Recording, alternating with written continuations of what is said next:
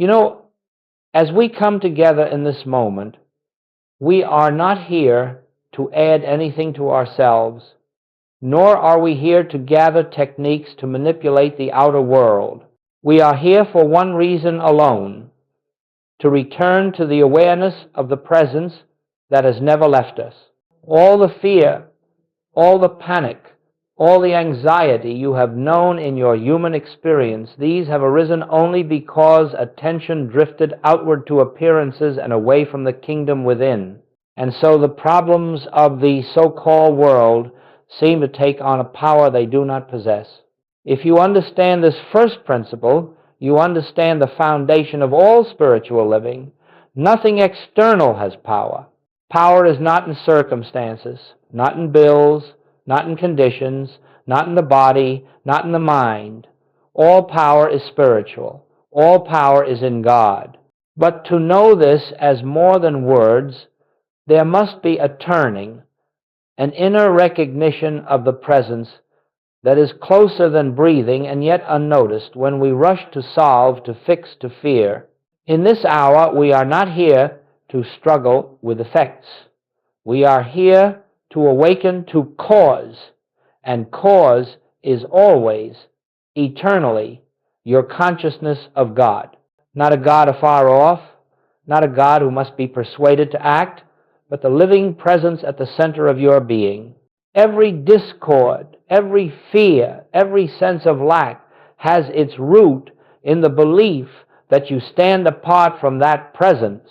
Every harmony, every healing, every supply that has ever appeared in your life has come through some measure of awareness of your oneness with it. I would like you to understand from the outset that we are not preparing to overcome fear. We are preparing to see through it. We are not here to manipulate the outer scene. We are here to behold the reality behind the scene. And when this inner shift occurs, even for a moment, you will find that outer experience must conform to the inner recognition. That is why Jesus taught, seek first the kingdom, not as a command, but as a spiritual law.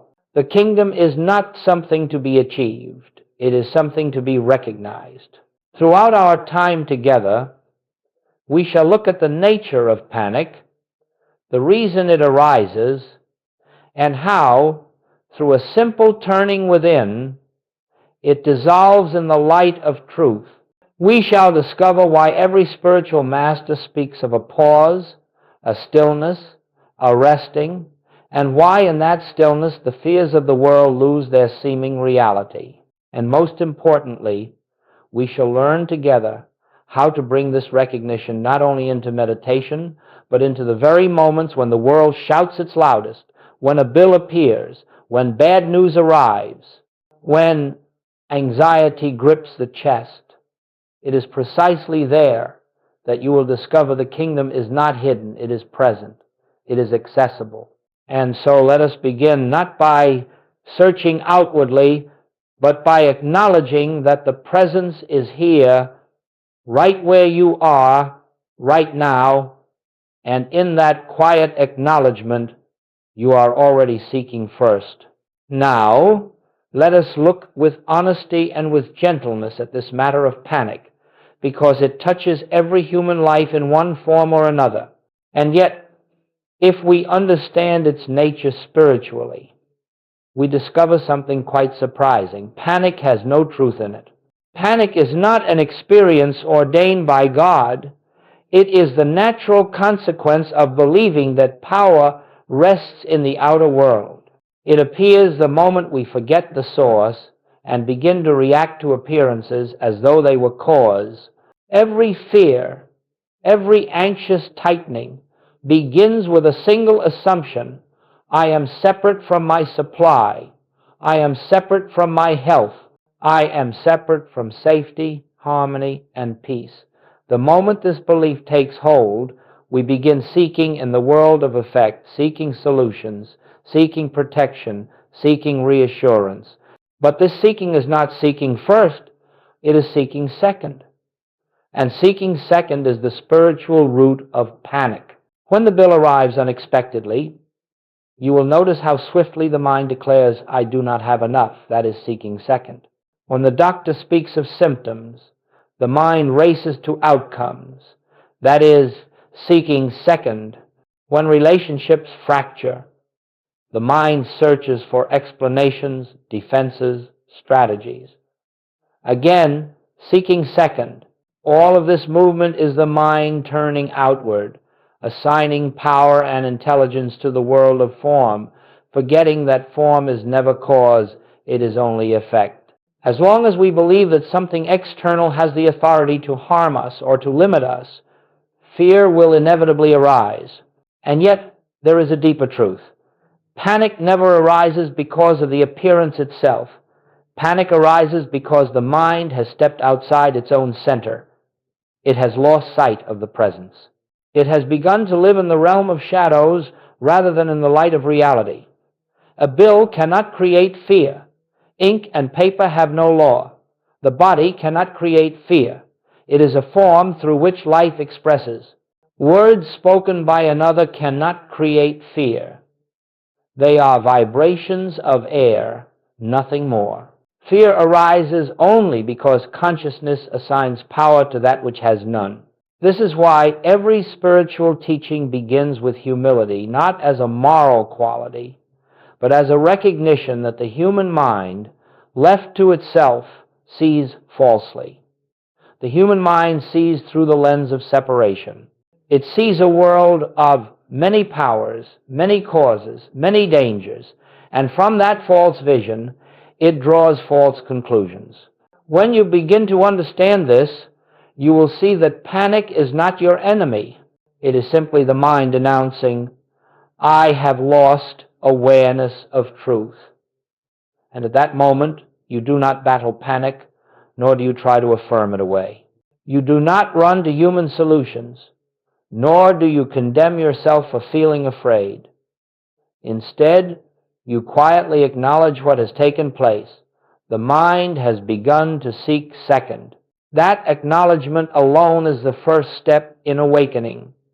For in recognizing the source of panic, you begin to withdraw belief from appearances. You begin to reclaim your center. And in that silent turning, you are already shifting from fear to recognition, from the outer world to the kingdom within. The presence of panic is not a sign of failure. It is a sign that the opportunity for remembrance is present. It is the doorway back to seeking first. Every fear is a call to come home.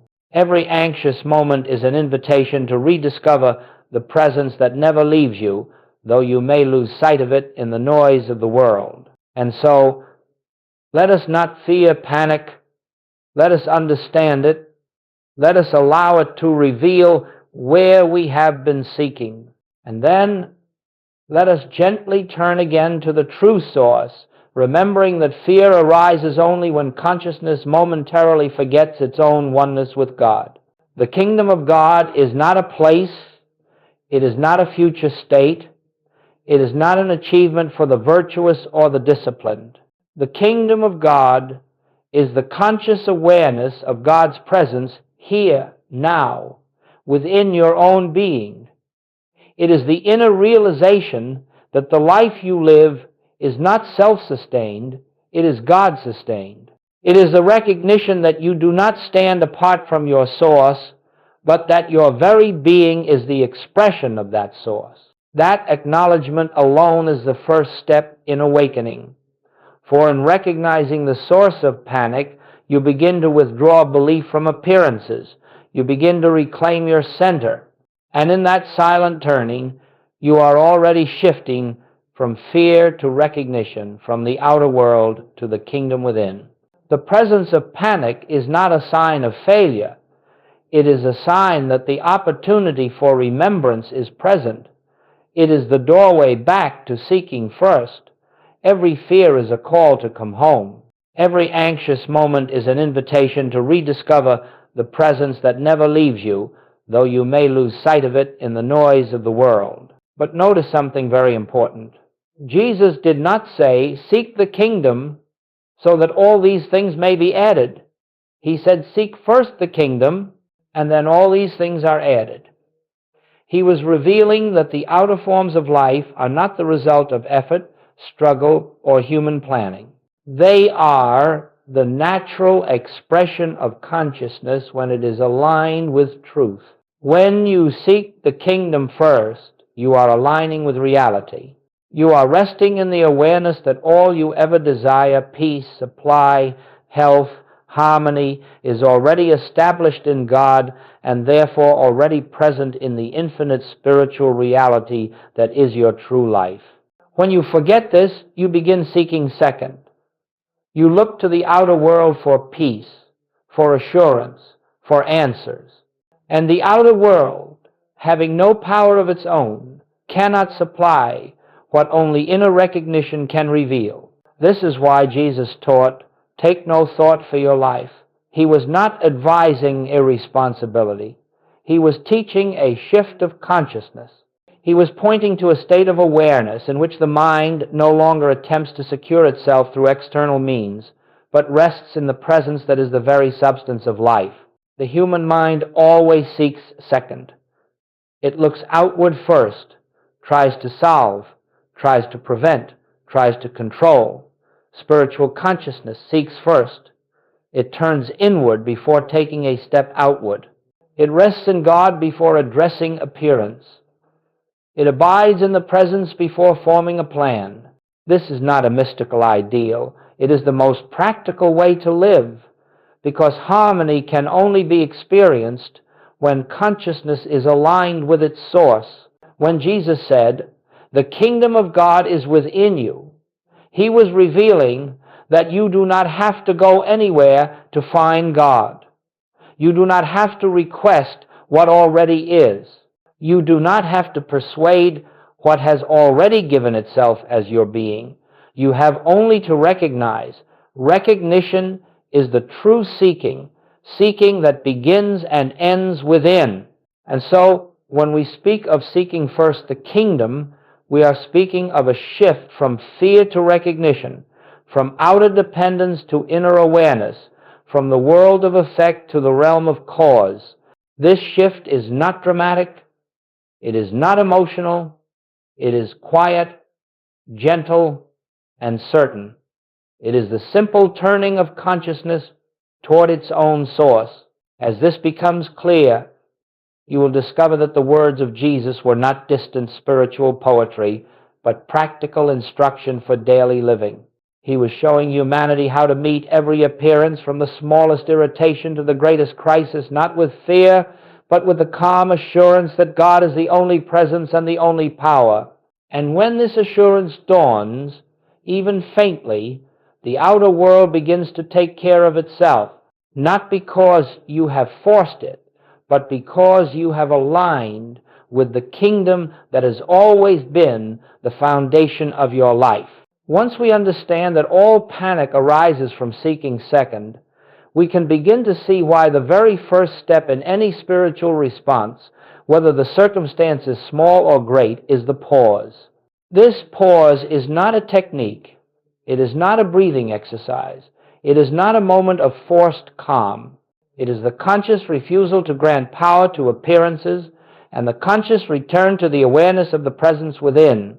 You see, when an alarming situation arises, the human mind immediately leaps outward.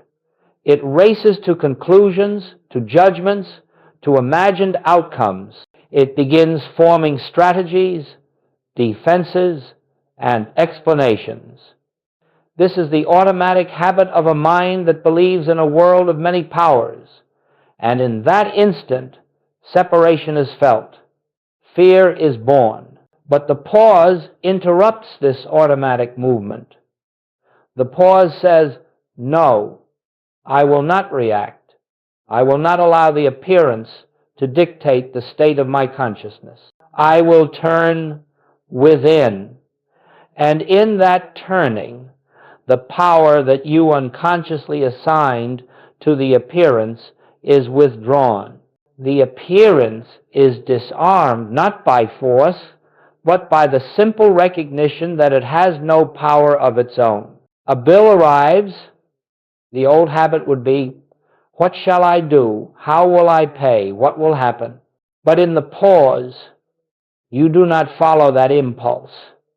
You turn within. Father, here I am. Let the truth reveal itself. A physical symptom appears. The old habit would be, what if, what next? What does this mean? But in the pause, you step out of the mental storm. Life is God. God is here. God is the only law operating. This pause is not procrastination. It is alignment. It restores the awareness that God alone is cause. It reestablishes the truth that your being is not vulnerable, not dependent on matter, not separated from infinite supply, life, or peace. And the moment this recognition begins, even faintly, the grip of panic loosens. The pause is the doorway through which spiritual clarity enters. It is the space in which we disengage from the reaction of the senses and turn toward the reality that stands behind all appearance. Without this pause, we remain entangled in the world of effect. With it, we step into the atmosphere of the kingdom. Goldsmith often said that spiritual living is a life of remembering. You remember the presence. You remember the truth. You remember who you are in God and who God is in you. But remembrance is impossible if the mind is racing. Therefore, the pause becomes the first act of grace. The moment we pause, we silence the mind sufficiently for truth to reveal itself. You may notice at first that the pause feels unnatural. The old conditioning urges you to respond immediately, to fix, to protect, to analyze. But in time, the pause becomes natural. It becomes instinctive. It becomes the moment in which you step out of the human sense of self into the spiritual center of your being. Understand this clearly. The pause does not solve the problem. The pause allows you to see that God is the only power, and that recognition dissolves the problem at its root. As you practice this pause, you will begin to notice something profound. The very moment you stop reacting, the disturbance in the mind fades. The moment you withdraw your belief from appearances, their seeming authority weakens, and in that space, spiritual intuition begins to function. Answers arise. Peace returns. Guidance reveals itself. Not because you forced it, not because you thought your way through it, but because in the pause, you opened the way for the kingdom to reveal what has always been true. Thus, the pause is the first movement of seeking first. It is the act of turning from the world of effect toward the source itself. It is the way we step out of fear and back into the atmosphere of truth. And as we continue, you will see how this pause naturally leads into the deeper practice of recognition of what is spiritually real and what is not. Once we understand the pause, we are ready for the essence of the spiritual life, and it is here, perhaps more than anywhere else, that Joel Goldsmith diverged from traditional religion and metaphysical systems. He discovered that the moment we attempt to treat a problem, whether through prayer, affirmation, visualization, or mental effort, we have already granted reality to the problem. We have said, in effect, this appearance has power, substance, and law, and now I must counteract it. And as we continue, you will see how this pause naturally leads into the deeper practice of recognition of what is spiritually real and what is not. Let us look together at the difference. Thus, the pause is the first movement of seeking first. It is the act of turning from the world of effect toward the source itself. It is the way we step out of fear and back into the atmosphere of truth. Let us look together at the difference. In recognition, we do not fight the appearance. We do not argue with it. We do not affirm its opposite. We simply acknowledge the presence of God as the only reality. When you treat a problem, you begin from the premise that there is something needing correction, something lacking, something broken. And from that premise, the mind tries to impose a spiritual truth upon a situation it believes is real. This effort may bring temporary relief, but it cannot bring lasting harmony, because it begins from duality, from the belief in both God and something unlike God. Let us take an example. Suppose the appearance of lack confronts you. The human mind immediately reasons, I must affirm abundance, I must believe for increase, I must declare supply, but all such activity is treatment. It accepts lack as something to be remedied. The more we try to affirm abundance, the more we subtly declare that lack is present. Recognition takes another path entirely. It says quietly, infinite supply is the nature of God, and God is the substance of my being. Therefore, lack has no reality in my consciousness. It is not a condition to fix. It is an illusion to see through. You do not fight lack. You recognize abundance as a spiritual fact. You do not fight sickness. You recognize wholeness as the nature of life itself. You do not fight discord. You recognize harmony as the essence of divine presence. You see, the moment we begin to treat a condition, we accept the condition as part of our consciousness. But the moment we recognize that God alone constitutes our consciousness, the condition dissolves of its own nothingness. Recognition is the turning of the inner eye from the world of shadows to the light that reveals there were never two powers, never two realities. The secret lies here. Recognition never begins with a problem. Recognition begins with God. When you treat, you begin with the appearance. When you recognize, you begin with the presence. One binds you to the world of illusion. The other frees you into the realm of the kingdom. This is why Goldsmith called recognition the highest form of prayer. For in recognition, we do not attempt to bring God into a situation. We realize that God is already the substance, the life, the law, and the activity of our being. The situation is seen not as something needing divine intervention, but as an opportunity for divine reality to be realized. And so, as we move forward, I want you to remember this simple truth. Spiritual harmony does not come because you force it. It comes because you see clearly. Recognition is spiritual seeing. It is the awareness that there is only one presence and one power.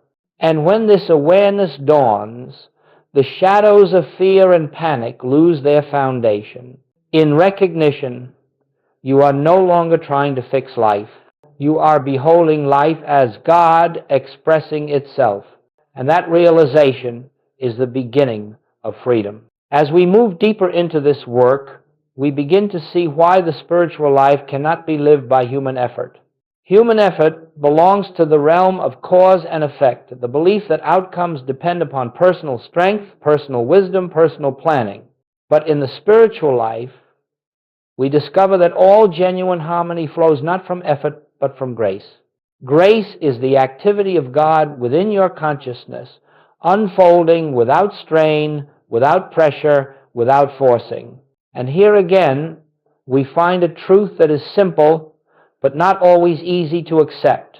Every place in your life where you struggle, you are living by human effort. Every place where there is peace, you are living by grace. Grace does not mean passivity. It does not mean we sit idle, waiting for life to arrange itself. Rather, it means that we do not attempt to arrange life through fear-driven action. We act, but our action flows from inner guidance, not from panic. We move, but the movement arises from stillness, not urgency. Grace becomes the invisible order behind every visible step you take. Human effort says, I must make this happen. I must find the solution. I must protect myself.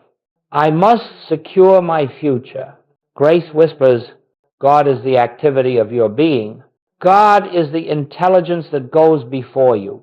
God is the supply, the health, the harmony, the order. Rest and let the infinite reveal itself.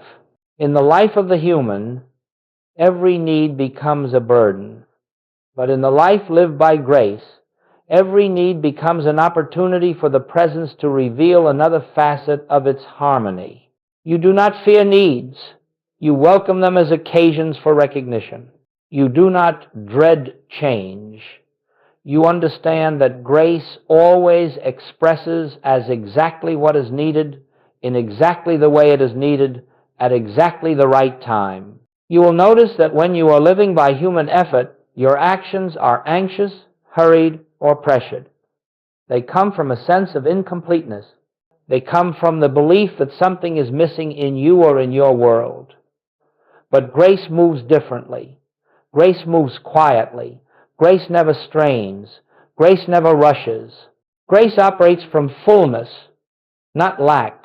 Goldsmith often reminded his students, God performs, God reveals, God sustains. When you understand this, you no longer try to direct the infinite. You no longer attempt to persuade God to do what the infinite is already doing. You no longer attempt to improve the perfect or to repair the eternal. Instead, you surrender the belief that your human will holds the key to harmony, and in that surrender, you find rest. Rest is the atmosphere of grace. Rest is the recognition that nothing essential can be taken from you and nothing real can be withheld from you.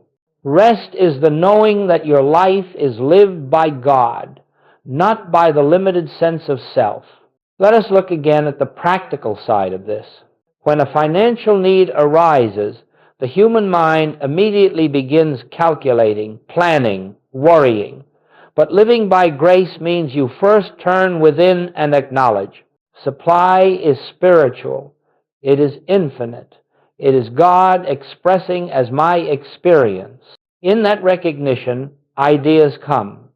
Guidance appears. Opportunities unfold. And even if none of these appear immediately, the fear dissolves. And when fear dissolves, the way is clear for grace to act. When a physical appearance arises, the human mind begins its search for causes and remedies. But grace reveals that life is God, and God is indivisible. You do not have to force healing. You rest in the recognition that wholeness is the nature of your being, and from that rest, harmony manifests not as a result of struggle, but as the natural activity of divine presence.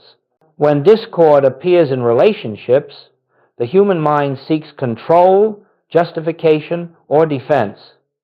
But grace reveals that love is the only reality, and love is always present. When you rest in that truth, the discord loses its force.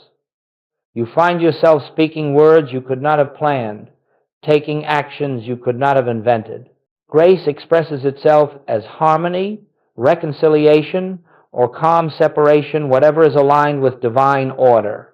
The key is this: grace cannot flow where effort is in control. Grace reveals itself the moment you release the belief that you must manage life. Living by grace is living from the kingdom within. It is the realization that God, not the human mind, is the source, the guide, the healer, the supply. And when this awareness becomes your foundation, you find that life begins to unfold with an ease you could never have created. You take the steps that are yours to take, but you take them from inner fullness. You act, but action is no longer a product of fear. You move, but movement is guided. You speak, but the words come through you, not from you. This is the life Jesus described when he said, "My yoke is easy and my burden is light." He was not speaking poetically. He was describing life lived by grace, life lived by the presence rather than the personal self. In this recognition, Strain disappears. In this recognition, fear dissolves. In this recognition, you discover that the kingdom was never a distant goal, but the ground of your being in every moment. Now that we understand the pause and the deeper practice of recognition and the meaning of living by grace, let us bring this teaching into the very moments where life seems most demanding. For it is easy to speak of spiritual truth in the quiet of meditation, but the true measure of inner awareness is discovered in the midst of daily experience, when appearances arise suddenly, when the mind is tempted to react, and when the senses insist upon the reality of fear. And so, let us look together at what it means to seek first the kingdom in the exact moments when the world would persuade you to seek second. Remember this: seeking first is not an action of the mind, it is a shift in consciousness. It is the turning from appearance to reality, from fear to presence, from the outer scene to the inner source. Let us walk through several common situations, for each one presents the same spiritual invitation, though the form may differ. When a frightening bill appears, you open the envelope, or you see the notification on your screen, and immediately the old conditioning rises. The mind begins to calculate, to fear, to imagine. In that instant, the sense of separation returns. I must find a way, I must fix this. But this is the moment when spiritual practice becomes real. Before you react, pause, not to suppress fear, not to deny the need, but to acknowledge the truth. God is the source and substance of all supply. I am not separate from God. In that moment of recognition, the fear begins to dissolve, the sense of helplessness lifts. You discover that the need does not define you, nor does it limit you.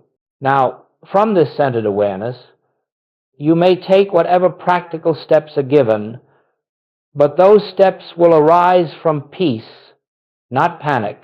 The outer need has not disappeared, but something far more important has occurred. The need no longer dictates the state of your consciousness. And when consciousness is no longer enslaved to appearance, grace can begin its work. B. When an unexpected symptom or diagnosis appears, perhaps you feel something in the body, or a doctor speaks words that seem heavy with fear, the human mind would immediately identify with the body and conclude, this is happening to me. But you are not the body. The body is an instrument of experience, not the source of your life. Life is God. Life is infinite. Life is indivisible. So when the appearance of illness arises, do not rush to treat it mentally. Do not attempt to force a healing. Instead, pause. In that pause, turn inward. Father, you are the life of my being. Whatever you are, I am. In that recognition, you withdraw the power that fear had begun to assign to the appearance. You realize that the body does not govern your life. The presence governs the body. From this recognition, harmony can reveal itself in ways beyond human planning, through medicine, through rest, through intuition, through unexpected avenues. But the healing does not come from the avenue. It comes from the recognition. C. When anxiety floods you without reason, there are times when fear arises seemingly out of nowhere, a tightening in the chest, a cloud over the mind. The human impulse is to resist it, to question it, to attempt to push it away. But resistance only strengthens it. Instead, pause. Let the fear be what it is, a passing appearance in consciousness, not your identity. And in that stillness, recognize there is only one power. Fear has no presence, no law, no substance. Do not fight the fear. Do not analyze it. Simply refuse to grant it authority. In that gentle refusal, the fear loses its foundation. It dissolves like mist before the sun, not because you battled it, but because you stood in the recognition of truth. D. When relationships erupt in conflict. Here, perhaps more than anywhere else, the temptation to seek second becomes strong. Words are spoken, emotions flare, misunderstandings arise. The mind wishes to defend, to explain, to protect itself, but in that very moment, if you can remain awake, you will see that conflict is nothing more than the appearance of two personalities forgetting the one presence. From this recognition, harmony can reveal itself in ways beyond human planning, through medicine, through rest, through intuition, through unexpected avenues. But the healing does not come from the avenue. It comes from the recognition. Whether the other person recognizes this or not is irrelevant. Your recognition creates the atmosphere in which harmony can reappear. You may find that your words soften, or that a wise silence arises, or that understanding emerges where tension once lived. Divine love makes the adjustment, not human will. E. When the future feels uncertain, the human mind always wants security in form, in savings, in plans, in predictions. But spiritual security does not come from the seen, it comes from the unseen.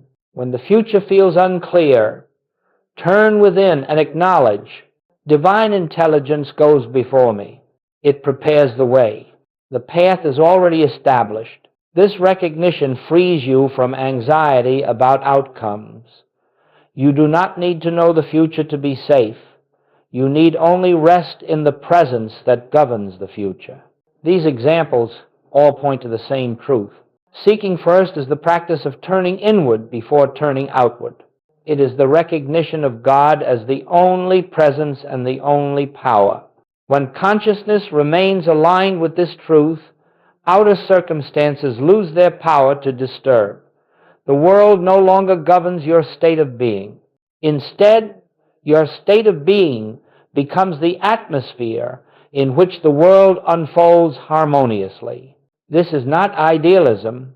It is spiritual law. It is the way of the kingdom. As we move toward the deeper stages of this work, it becomes important to understand that spiritual practice is not meant to be confined to brief moments of meditation or emergency situations. Those moments are essential, yes, but they are only the doorway. The true transformation occurs when seeking the kingdom becomes the foundation of your daily life, when recognition becomes as natural to you as breathing, when the presence becomes the underlying atmosphere of every thought, every decision, every interaction. This does not happen through discipline or through striving. It happens through remembering, through gentle, steady, continuous remembrance. And so we must learn how to bring this inner awareness into the entire pattern of daily living, not as a task, not as a duty, but as a quiet orientation of consciousness. Let us consider how this unfolds. 1. Morning, establishing the tone of the day. In the first moments upon waking, before thought has fully taken form, there is a sacred opportunity. The mind has not yet begun its habitual activity. The senses have not yet begun to pull you outward. In that moment, simply rest in the awareness. The presence is here. The kingdom is within me. I and the Father are one. This recognition sets the tone for the entire day. It does not need to be long. Even a few seconds of quiet acknowledgement shifts consciousness from separation to union. You are not preparing the presence to accompany you into the day. You are recognizing that the presence has been the life of your night as well as your waking. Once this recognition is established, even faintly, the day unfolds from a different foundation. You move not from human intention, but from spiritual alignment. 2. Throughout the day, returning again and again to presence. Seeking first becomes natural as you learn to return to the inner quiet, repeatedly, gently, without effort. Not long periods, not dramatic meditations, just brief turnings inward. When you pause in the middle of activity and quietly acknowledge, God is here, you are reestablishing the atmosphere of truth in which the rest of your actions will unfold. These moments do not interrupt your life, they anchor your life. They weave recognition into the very fabric of your day while you are working, speaking, driving, washing dishes, answering messages. Little by little, the sense of separation weakens and the awareness of oneness strengthens. Evening. Releasing the day back to the presence. At the close of the day, as you prepare to sleep, there is another opportunity. Before the mind recounts the events of the day, before it judges or analyzes, you may quietly rest in the awareness. Nothing today occurred outside the presence. Nothing today touched the reality of my being. All is well in God. This is not denial, it is recognition. You are not erasing the day, you are seeing through it to the presence that carried you through every moment. In this recognition, the subconscious is freed from the burden of fear. Rest becomes peaceful, restorative, natural. 4. How you know the practice is working. As seeking first becomes your foundation, changes will appear not necessarily dramatic at first, but subtle, unmistakable, steady. You may notice panic arises less often. Fear loses its authority. Decisions become clear. You speak with greater calm. You respond rather than react. Harmony appears without strain. Problems resolve without intense mental effort. You may discover that people respond differently to you, more gently, more openly, not because you have changed them, but because the atmosphere of your consciousness no longer invites conflict. You may observe that needs are met in surprising or effortless ways, not because you are manifesting, but because grace is now unobstructed. This is not magic. It is spiritual law functioning through a consciousness that has ceased to resist it. 5. The shift from practice to awareness. At first, you will practice turning within. In time, you will simply live from within. At first, you will remember the presence. In time, you will abide in the presence. At first, you will pause when fear arises. In time, fear will rarely arise. At first, you will consciously seek the kingdom. In time, you will discover that the kingdom was seeking you all along. This is the natural progression of the spiritual life. Practice gives way to embodiment. Effort gives way to ease. Seeking gives way to knowing. 6. What integration truly means. Integration does not mean that you retire from the world. It does not mean that you withdraw from responsibilities or refuse to act. Integration means that you live your outer life from an inner center. It means that you no longer depend on circumstances for peace, nor on people for love, nor on the body for life, nor on the world for security.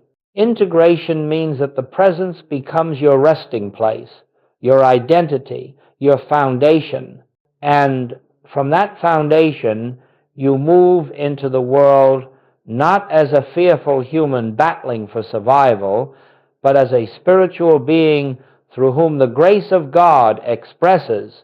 This is the meaning of seeking first. It is the meaning of awakening. It is the meaning of the kingdom. As we come to the close of this teaching, let us rest together for a moment in the quiet awareness that all we have spoken of is not something to be attained in the future. It is not a spiritual condition you must earn. It is not a higher state you must climb into. The kingdom of God is not an achievement.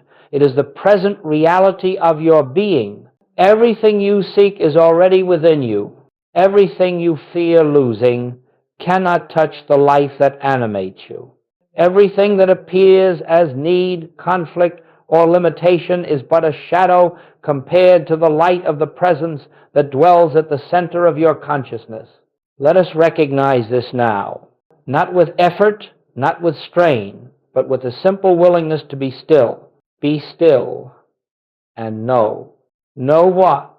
Know that I, this divine presence, this infinite life, this silent reality, is God. Not a God out in the heavens, not a God afar off, not a God responding to your pleas, but God as the living essence of your being, God as the consciousness you are aware of in this moment, God as the life that breathes you, moves you, sustains you. Right now, let your thought rest upon this truth. There is only one presence. There is only one power. There is only one life, and that life is expressing itself as you. All fear dissolves in this recognition, because fear requires belief in something other than God. All lack dissolves in this recognition, because supply is the nature of God consciousness. All discord dissolves in this recognition, because love is the structure of reality. As you rest in this awareness, notice that nothing is being done. You are not trying to become spiritual. You are not trying to think correctly. You are not trying to solve anything. You are simply recognizing what is already true. This recognition, quiet, gentle, effortless, is the beginning and the end of the spiritual path. It is the meaning of seek first the kingdom. Not that you must go find it, but that you turn away from the false belief in an external power and return again and again to the presence that has never left you. You need not perfect this practice. You need only remember it. And if you forget it 1,000 times, return 1,000 times. Each return strengthens the awareness of oneness. Each return weakens the illusion of separation. Each return opens the way for grace. Let us rest a moment longer in the simple acknowledgement. The kingdom of God is within me. I and the Father are one. All that God is expressing itself as my life, my being, my consciousness. Feel the stillness that follows such recognition. It is not the stillness of silence. It is the stillness of truth, a stillness that has always been here, waiting for you to notice it.